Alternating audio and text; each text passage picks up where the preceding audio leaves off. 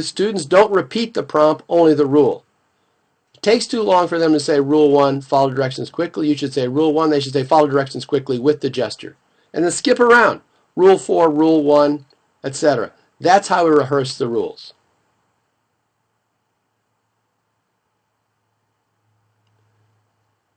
Let's look at the next major point. Here it is. When should you do it? After first recess, before lunch, after or before whenever. Don't just have the rules on the board. You know what's going to happen now, don't you, my friends? What's going to happen? Yes, Coach B's taken off his glasses.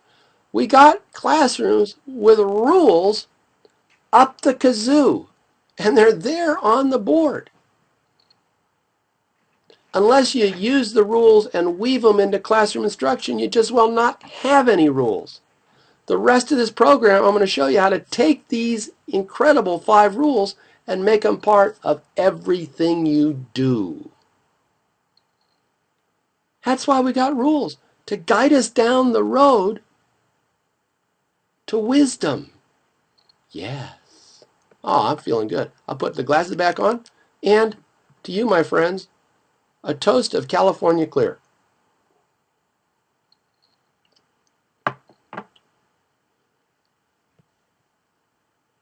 Here's our next major point. Now, when a rule is being broken, for example, a student speaks without raising her hand, say, Rule 2. Your class responds with the gesture and raise your hand for permission to speak. Let's just talk about that. We're talking, as we almost always do, about scaffolding. What are the little steps? First, get the rules posted. Second, teach the gestures. Third, rehearse the rules like crazy a whole bunch of times a day. Then you go to the rule prompt. Then you tell your kids, you know what? When I say Rule 2, I want you to say, raise your hand for permission to speak. Joni, I'll pretend like I'm talking and don't raise your hand, just say what time is lunch. So Joni says what time, you say yada yada yada. Joni says what time is lunch. You say Rule 2, and all the kids say raise your hand for permission to speak. Kids love to correct other kids. And what's happening is that you're taking the disruption and you're making it a classroom unifier. Now, after a while, some kids will be popping off on their own when some other kid speaks without raising their hand. And you say, you know what, I like your eagerness, but remember, I'm the teacher. Or I would say, I'm the coach. Let me be in charge of the classroom. We only need one teacher here. I appreciate that, but only when I say 2 do I want to hear everyone say, Rule 2, raise your hand for permission to speak. It's nice when they're chiming in, but you got to remember, when they do, you've got something else. That's the next level on the scaffold. Another thing you can do with the rules, use a timer to see how long the class can go without breaking a rule. Very early on, Jay Vanderfin, one of the founders of whole brain teaching, got his kindergarten kids, this is true, using the timer method, got his kindergarten kids to go for 25 or 30 minutes without speaking out of turn. So use that timer connected to the scoreboard. Tell me what a good idea that is, my friend. Or just pick one rule. Pick a rule and let's follow it all day for the smileys and frownies. You know, you can give one of your most disruptive kids the timer and it'll undisrupt them. That's a good word. Because they'll be paying so much attention to the timer and seeing if we can break that record. The child will not be speaking out of turn. All right, now let's talk about it. Now, this is huge.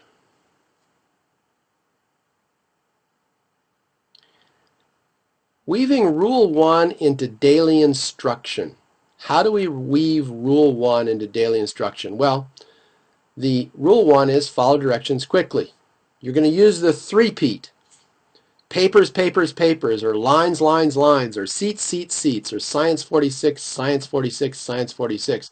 Let's just talk about that. Now, whenever you have a procedure that you want the whole class to do, you're going to say at one time, you're going to say papers, and they're going to say papers, papers, papers. And then they hand out the papers as quickly as they can. When the papers get handed out, the task is accomplished, their hands are up like this. Woo! Now explain to each other here online while I sneeze how that works. All right, I got that sneeze out of my system. Look, so with papers, papers, papers, you decide where the papers go. You don't have a kid who's going to be in charge of handing out papers. You tell them, look, hand the papers out this way. If you have extra papers, slowly waggle them over your head. If you don't have a paper, don't ask me. I don't have the papers. Get up and like a hawk on a fat gopher, get one of those extra papers. Then I want all the extra papers handed in here to this place on my desk. And you time it. That's key for following directions quickly. You have a stopwatch. Say, let's see how fast we can hand out those papers. Papers, papers, papers. Handing them out. Waggling the extra papers.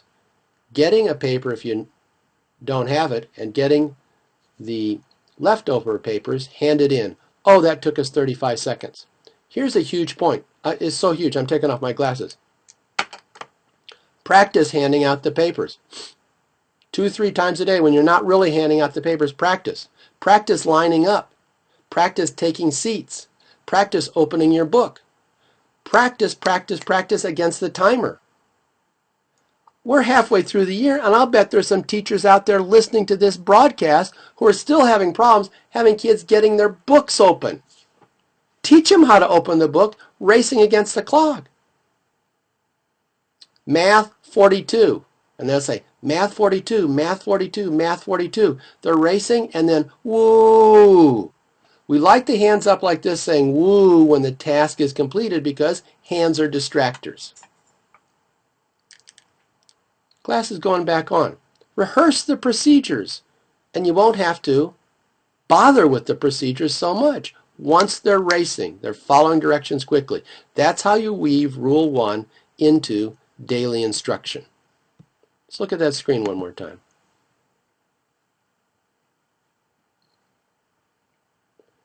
Do they get points for the racing? It's up to you, square root teacher.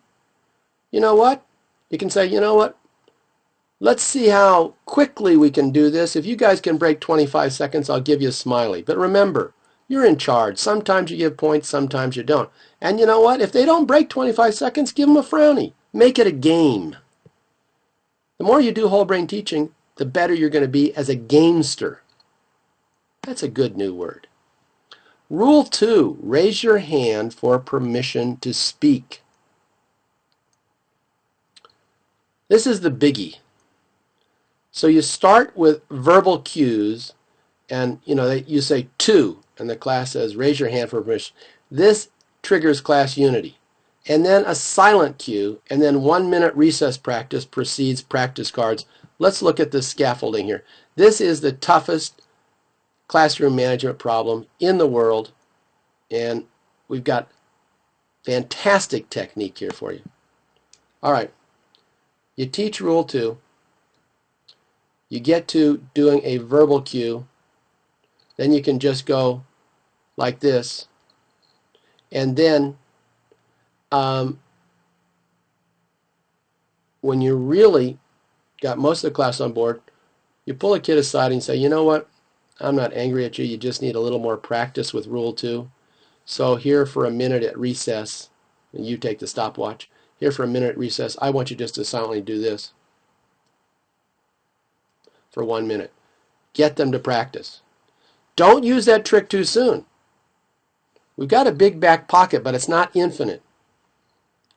Do the rule practice, do the cueing, do the silent cueing, and then go to the 1 minute practice at recess for a few kids. This is all level 1, the scoreboard.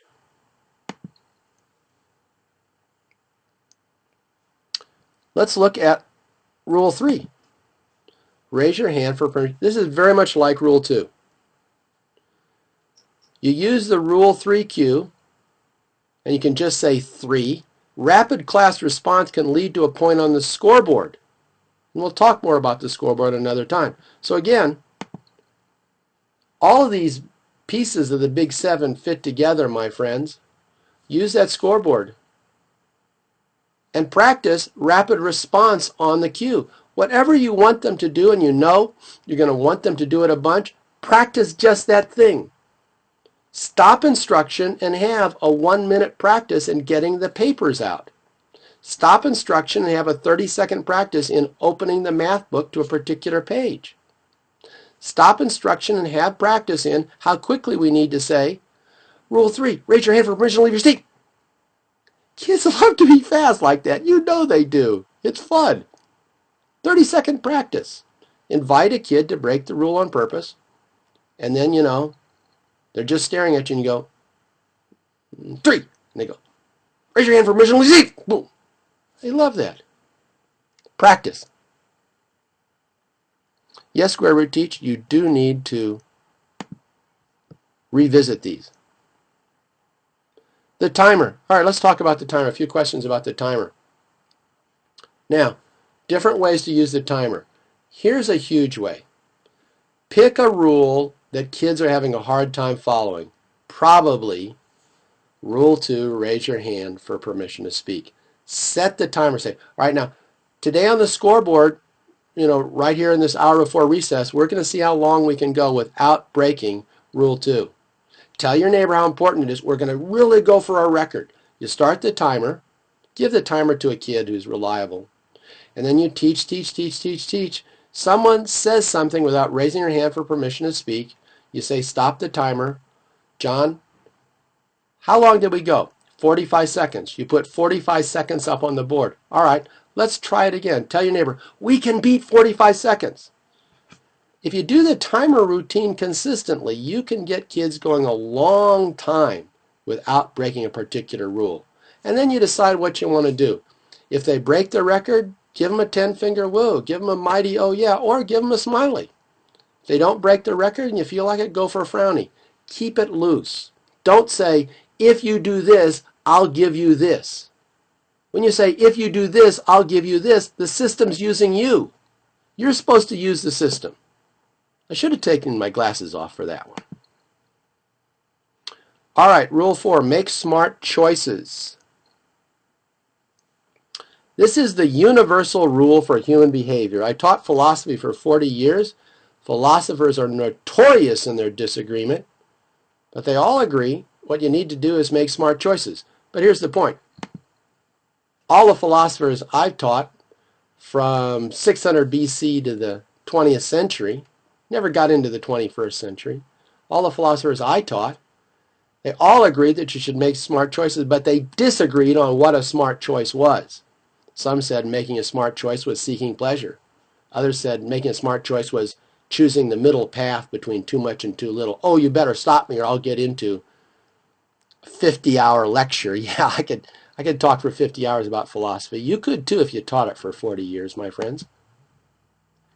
All right, so Rule 4, big, broad rule.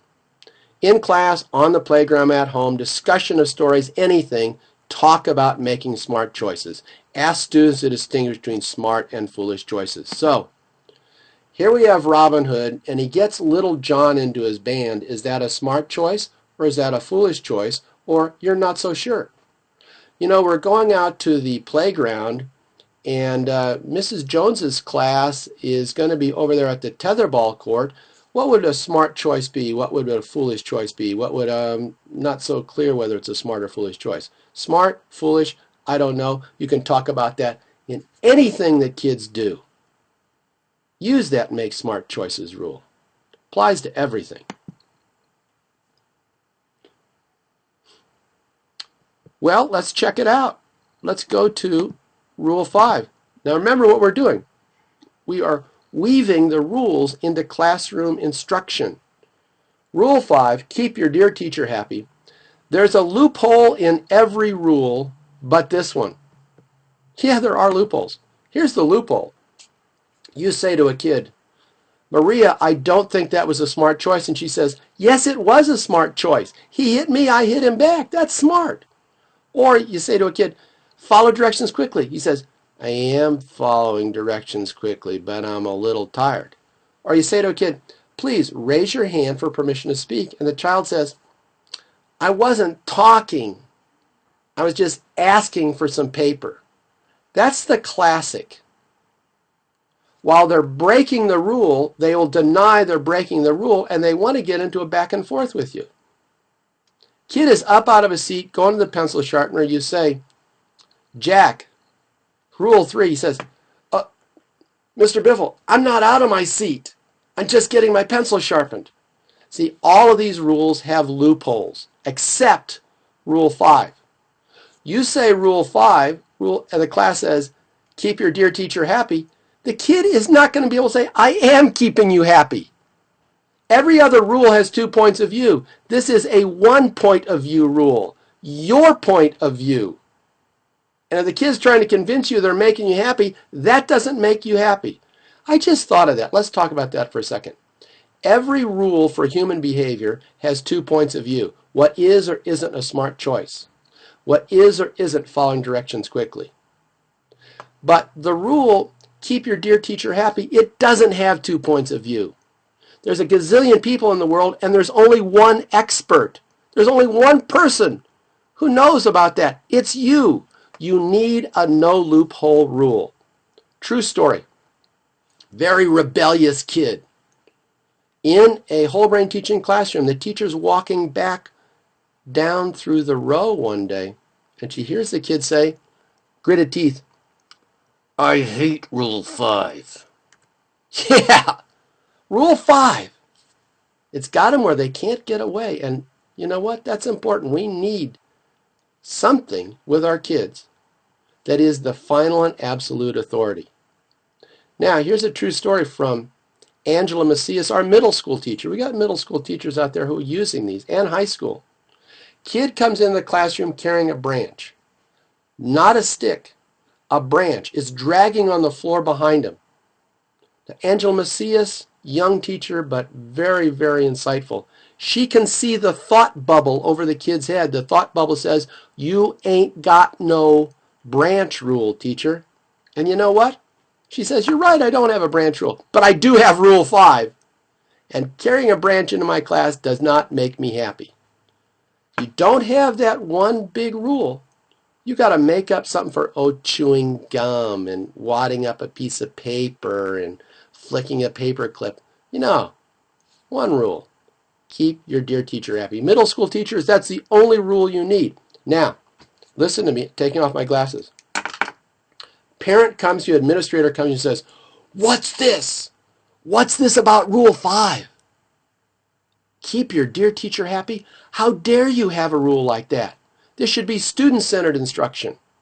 And you say, very calmly, you say, you know what, I certainly see where you're coming from, but let me just explain the way I explain it to my class.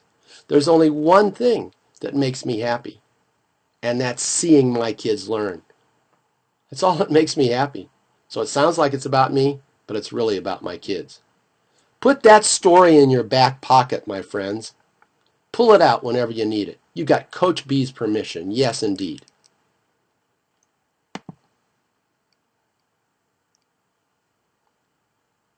All right. We're moving forward. Why use the 5 rules? Let's think about it. Rules 1 to 3 address the most common classroom problems. Rule 4, make smart choices, is a universal rule for human behavior. And Rule 5, keep your dear teacher happy, is a rule without loopholes. We've had these 5 rules for 12 years. We've never changed a syllable of them. We've taught all across the country, in some very poor districts and some very rich districts. I've presented these rules in Istanbul, Turkey. And the Turkish kids dig them, and the Turkish teachers love them. You're right, Fonda Jones, these are the best rules in the teaching world.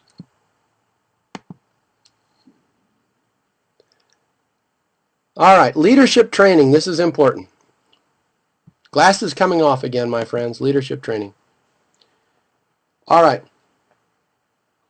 Student leaders. We got student leaders in every classroom. We're not using them.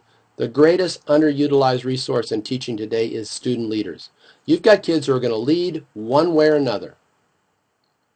Get them to lead within your system, or they will lead attacking your system.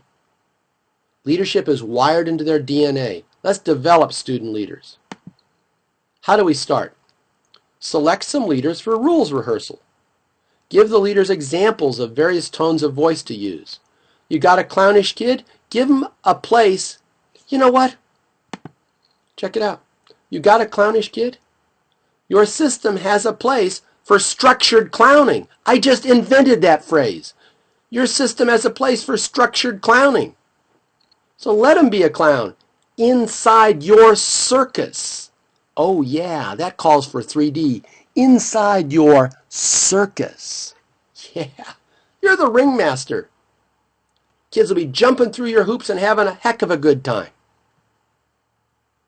Did you like the 3D effect?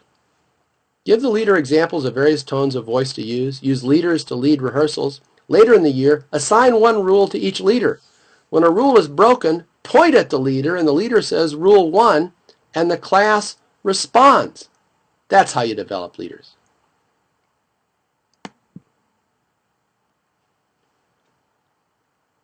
Here's the big summary. 5 rules. Teach the students the 5 rules. Rehearse the rules frequently. Whenever you wish, when a rule is broken, say the rule number. This is only when you wish. The class responds with the rule and gesture. For leadership training, transfer responsibility to selected students to lead rehearsals or cue the rules. I'm going to show you online where you can buy those jazzy new rule posters. But let's say you're interested in professional development credit. Here is Mrs. Linenthal. Mrs. Linenthal, what do you have to say about this? Gosh, the 5 rules sound great. But how could I get professional development credit for this broadcast and a copy of these slides? Ms. Linenthal, sounds like you've got a cold. No, actually, Coach B, it's getting a lot better. Yesterday, my voice was very harsh. But today, I feel like I could sing America the Beautiful. Oh, that's okay, Ms. Linenthal. We don't need a rendition of America the Beautiful, but thank you so much. Professional development credit. Go to wholebrainteaching.com, which I'm going to do in a second. Click on the PayPal button and donate $5.15. 515 is the code number for this program. Before long, sometimes within minutes, you'll get an email with a professional development certificate and a PDF copy of these slides. Yes, here's what I'm saying to you tonight, February 14th, if you're watching this live. When this program ends, and sadly it'll end, I'll wait an hour for you to make a request for the professional development credit and the PDF copy of all these marvelous slides. And tonight, I'll zip back to you the PDF with the professional development certificate. And that professional development certificate, my friends, is no ordinary certificate. Oh no. Nothing is ordinary in whole brain teaching. It has the fancy blue border on it at no extra charge. Give me a, oh yeah. And it's two-sided. Every one of our papers that we distribute has a front side and a back side. So let's look at this for a little bit. Just check it out. Here's the big picture of WBT education reform. At the base of the pyramid, internet videos, free conferences, and free website, whole brain teaching. The base of the pyramid rests upon freebies, and then lots of repetition.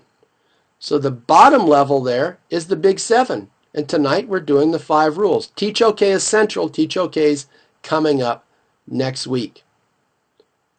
Then on top of that is the 7 rules for the year-long classroom management system.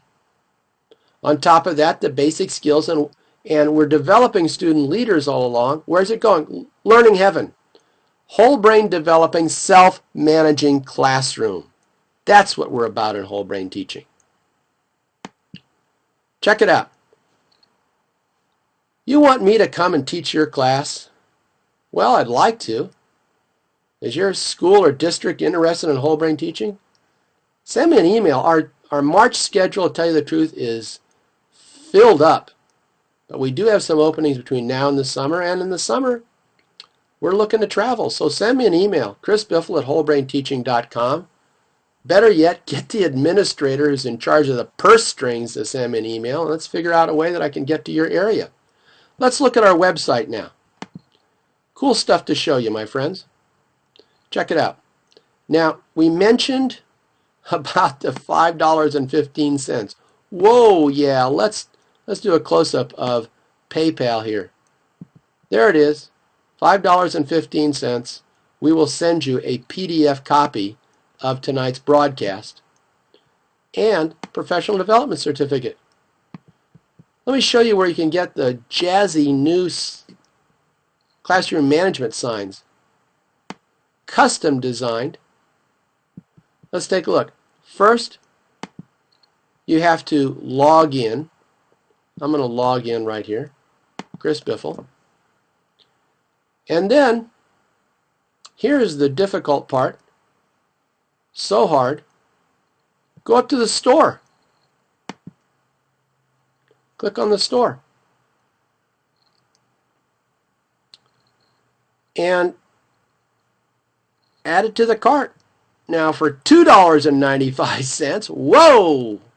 Can you afford that? $2.95. You get a guide to the WBT signs.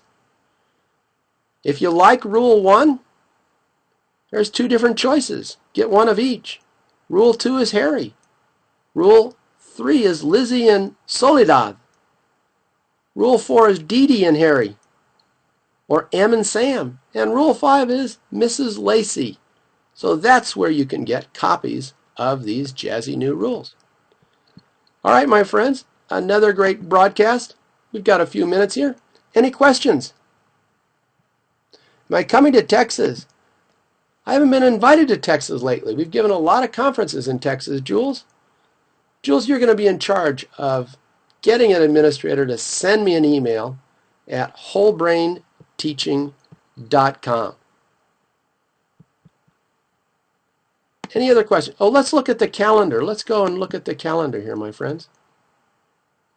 Here's where I'm going to be in the near future. Coming up, I'll be in Florida, Saturday, February 25th, Palmdale, California, March 3rd, and Indio, California, March 17th. And we got a bunch more coming up. I should get them up on the calendar, but those are the next 3 that are coming up. Any more questions? Square root teach, I think you should use the rules that we showed you tonight. I think they're jazzier than the old ones. But you decide. It's your classroom. You know what? I heard about some talk in Union, Missouri. I'd love to get back to Union, Missouri. I'm a St. Louis boy.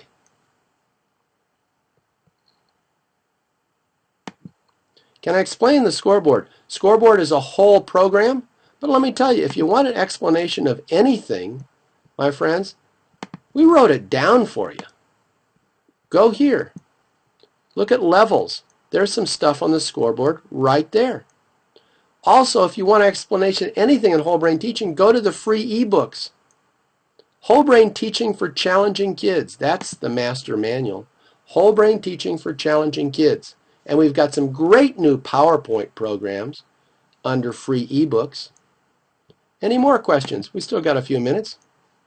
The video library. Let's talk about the video library. Nancy Stoltenberg, you brought it up. Look here. Let's just go down to that video library right there. Here's the screen. I'm on the home page. And right here, it's a little tricky, but if you scroll here, you can see we've got about 14 or 15 shows. See those scrolling through there? Every broadcast we do is stored online, and it's free, my friends. You love free. So go to the video library.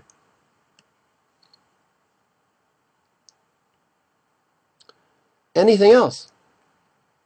Student hits another. You know what? Listen, Mary, one kid hits another. That's just out of bounds. We're going to the principal's office. Pull out your cell phone and call home. But with something that is endangering another kid, you know, one of our favorites is you've got 3 or 4 phone numbers for every kid. Get on the phone and have the kid explain to their parent what they just did. Yeah, safety, drugs, guns, that violates a standard school policy. What's on the agenda for next week? Next week is Teach OK, the golden tool of whole brain teaching. How do you break the habit and passion we have to talk, talk, talk, talk, talk? Teach OK, the next of the Big 7, next Tuesday night. Give me a few more questions. You know what? Treat yourself and others as Rule 5. I don't like it. Are you shocked? Because it's open to question what it means to treat someone else with respect. For some kids, being respectful involves one kind of behavior that we might not like in school. But if it's working in the classroom, that's the test. If it's not working in the classroom, keep your dear teacher happy. But we want one rule that doesn't have 2 points of view.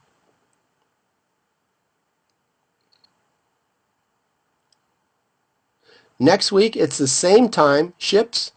It is 5 p.m. Western, 6 p.m. Mountain, 7 p.m. Central, 8 p.m. Eastern. Anyone from overseas on tonight? The Big 7, you know what? I don't know what your 8th one is, but yeah, those 7 teaching techniques are all we use. Any more questions, my friends? A few more minutes. Love being online with you. We will see you next week.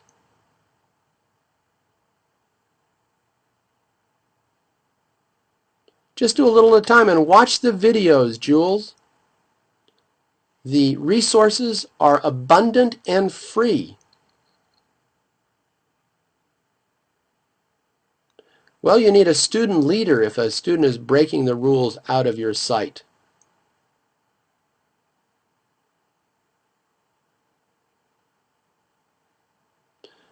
You know, Ace, we don't rephrase these for middle school. Ace, go online to the forum. Let's take a look at the forum. And you'll find some middle school teachers on here. In fact, this guy right here, WBT in middle school, start talking to Dave Sudia. He's one of our interns and he's a middle school teacher. How do you like that? I bet you'll love that, Ace.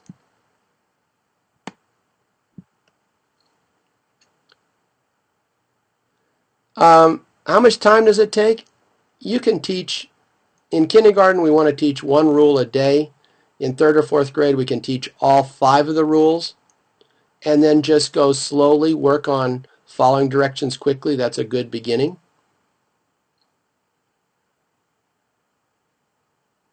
The rules are very quick.